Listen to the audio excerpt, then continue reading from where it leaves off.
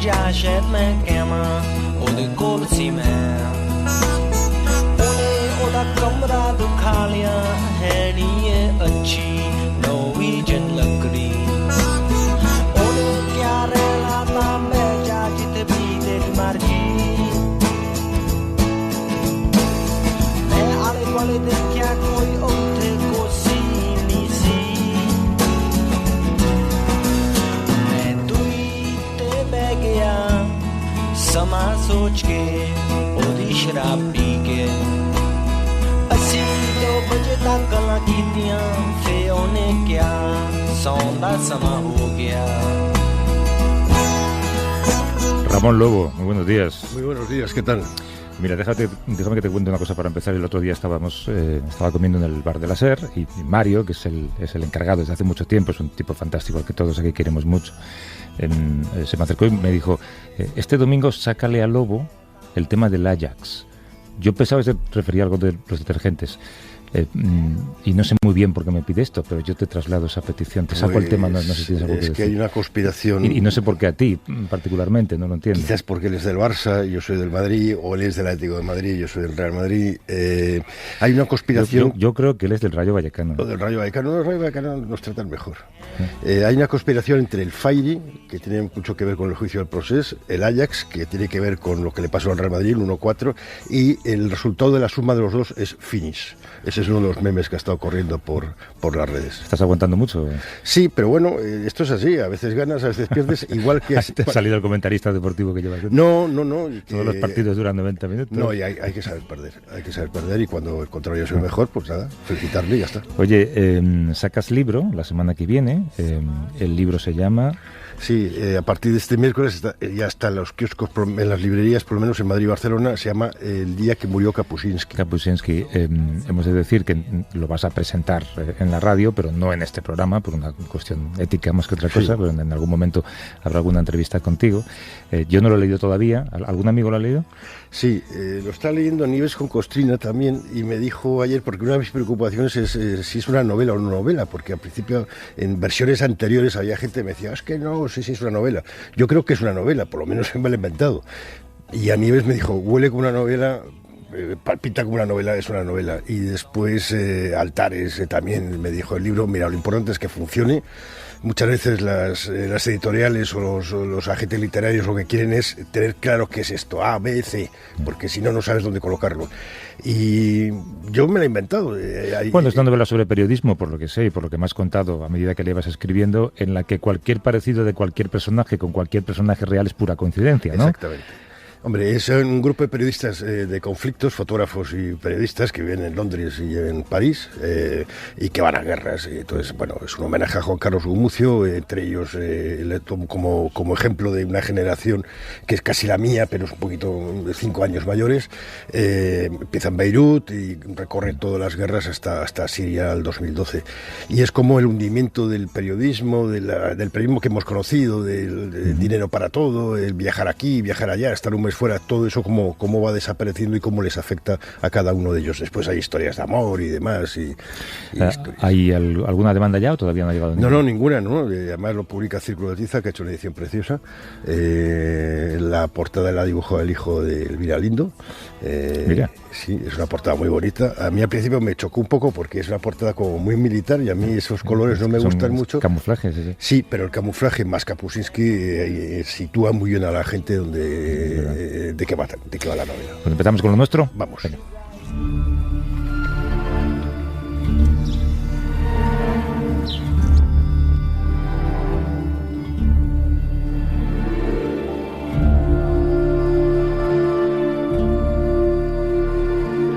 Cuando llegaron el día 7 de marzo cerca de las costas de Bizerta, ya la autoridad francesa, cuando digo la autoridad francesa, es decir, la administración, la policía, el ejército, todos eran ya preparados para acoger a los buques y a los marinos españoles.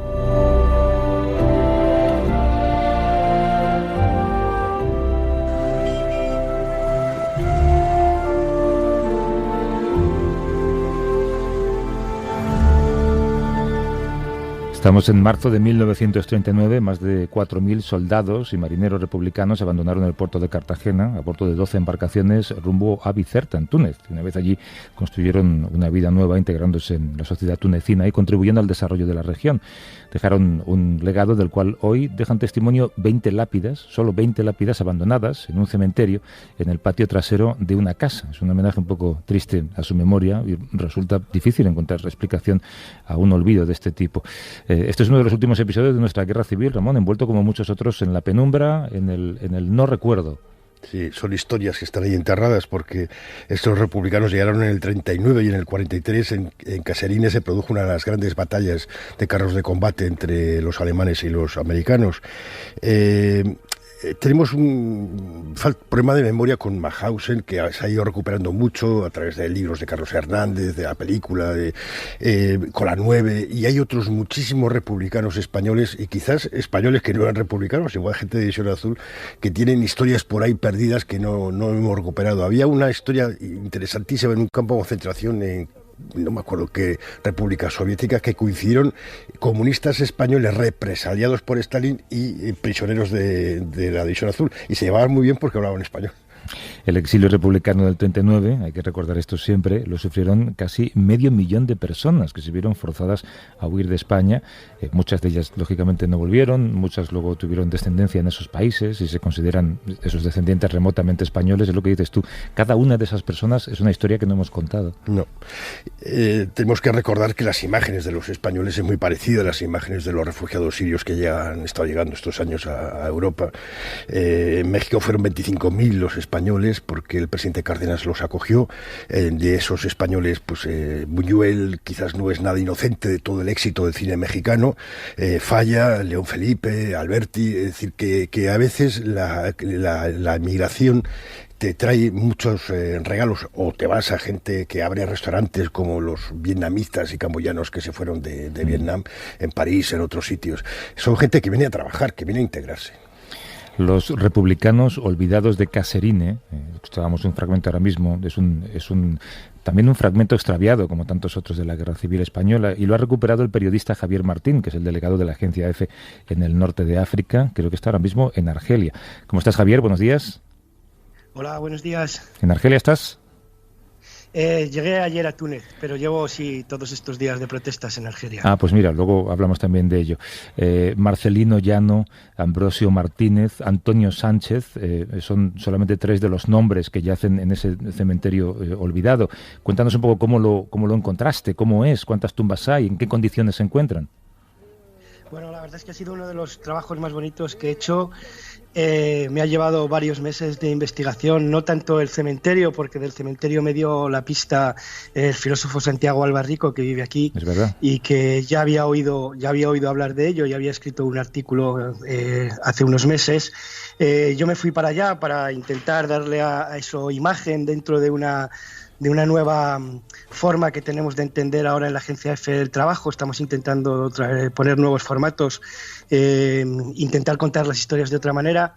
Se me dio esa oportunidad de contarlo en formato vídeo, en un micro documental, y empecé a tirar del hilo. Primero, de una manera muy bueno, me fui allí, evidentemente, filmé, las tumbas están en muy mal estado, muchas están abiertas, porque el cementerio era un cementerio cristiano que cuando se van los extranjeros de Caserine, y sobre todo los franceses, se abandona y se convierte en un lugar para que la gente vaya a emborracharse, a pasárselo bien, y mucha gente abrió las tumbas sin pensando que podía encontrar algo, ¿no? Pero bueno, los cadáveres siguen allí, o por lo menos eso nos cuentan.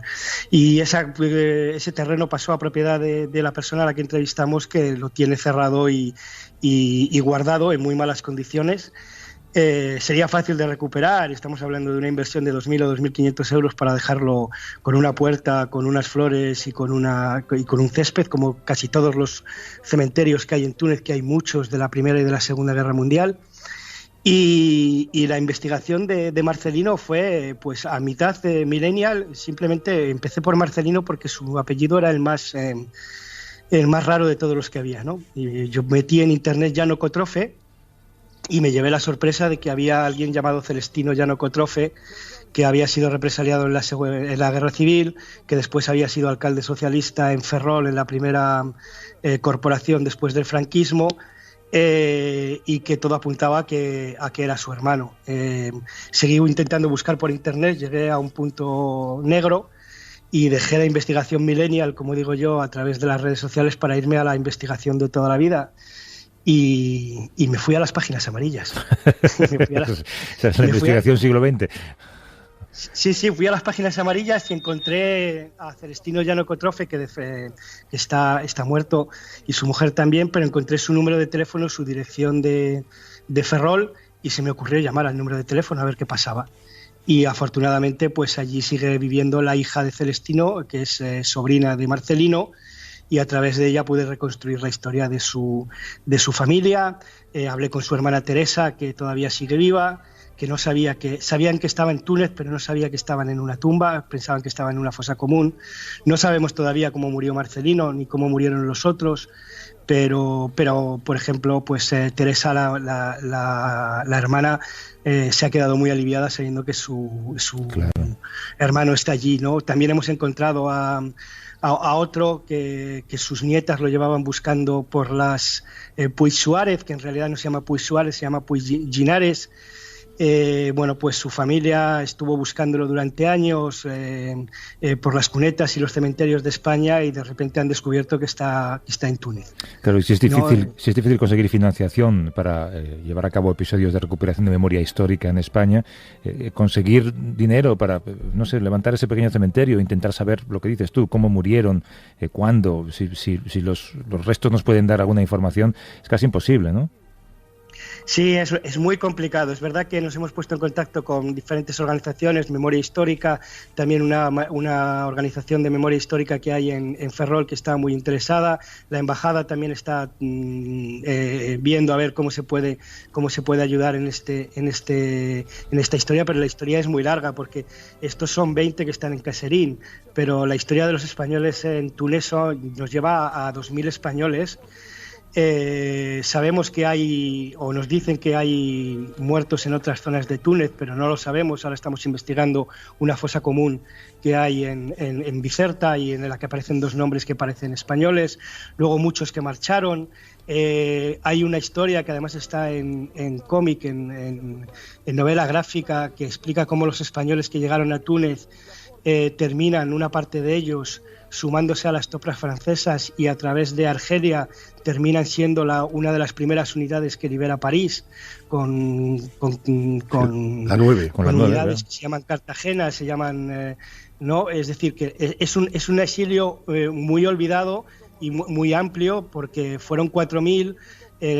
Franco viene a buscar manda al almirante Salvador Moreno a buscar los 11 barcos, que por lo que entendemos Francia y España ya habían llegado a un acuerdo. El gobierno de Burgos y el gobierno de Francia habían llegado a un acuerdo para que los barcos vinieran a Túnez y fueran desde Túnez entregados a las fuerzas nacionales. Son 4.000 y 2.000 vuelven, los otros 2.000 se quedan aquí, y de esos 2.000 tenemos muy pocas informaciones. Aquí hay hijos de algunos de ellos todavía vivos que trabajan en Túnez, pero que tampoco les gusta hablar. Claro. Es muy amplio, y ya digo que la primera actividad que se debería hacer, o creo que no es cara cuando hablamos de financiación, es recuperar y darle dignidad al cementerio. Yo creo que eso es lo primero que debería de hacerse. Y ya digo, es una inversión que no es demasiado grande. Caserín es ahora uno de los centros del yihadismo, ¿no? Sí, ese es uno de los problemas. Estamos justamente, el cementerio está en la falda del Monte Chambi. El Monte Chambi es, el día de hoy, el lugar es una zona militar que no se puede entrar, porque allí hay una bolsa muy pequeña, pero una bolsa al fin y al cabo de grupos radicales que tienen conexión con otros grupos radicales del Sahel, porque estamos hablando de que de un lado del Monte Chambi es Túnez y del otro lado del Monte Chambi es Argelia. Y hablando de Argelia, vaya movida, ¿no? ¿Buteflika va a salir de esta o no? Buteflika o su familia, porque Buteflika está en un estado que no se sabe si habla o si lo padece. Bueno, Ramón, tú sabes que yo soy gafe y como soy gafe, pues donde voy suele ocurrir alguna cosa o alguna desgracia.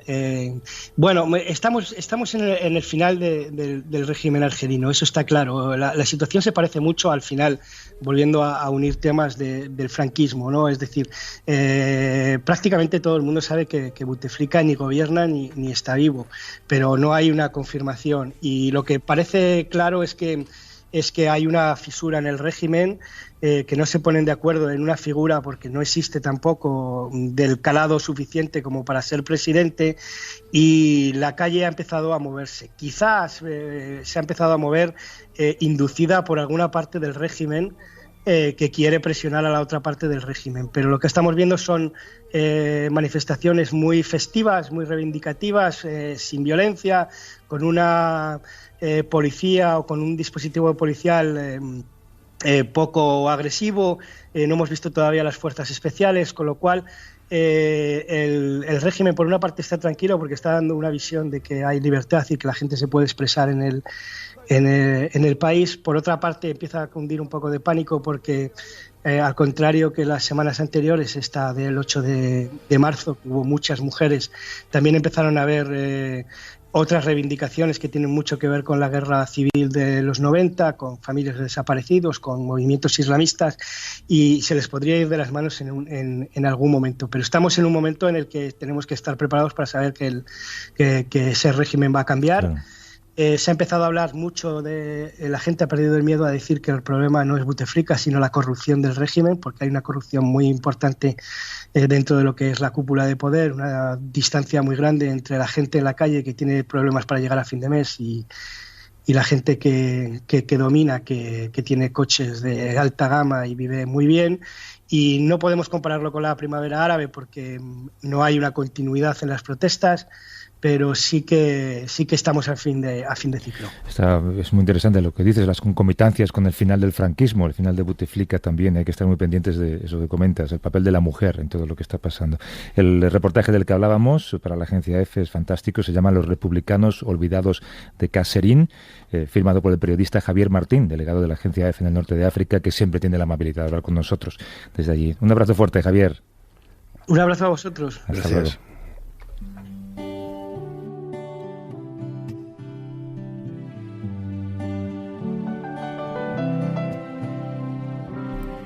Hombre, será por algo que has escogido esto, ¿no?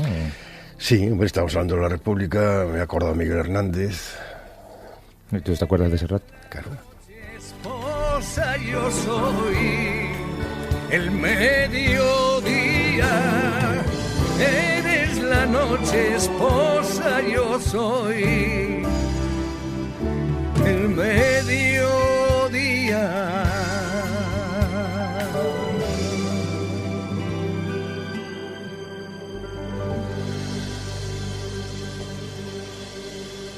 A vivir que son 2 días. Javier del Pino.